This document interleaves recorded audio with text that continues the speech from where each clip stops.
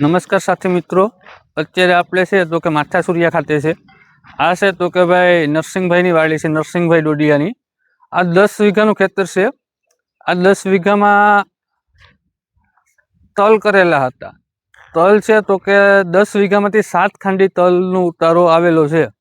તમે જોઈ શકો છો, બહુ જોરદાર ખેતી કરી રહ્યા છે અત્યારે. 10 વીઘામાંથી 7 ખાંડી તલ એટલે સારામાં સારા તલ કહેવાય.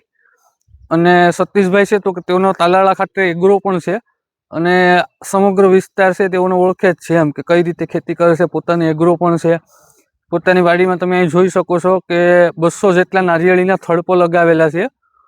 નારિયેળીમાં ઉતારો પણ મેં જોયો, સારું ઉત્પાદન છે, ફળ પણ સારું છે, 1 નંબર કેરી છે ગીરની.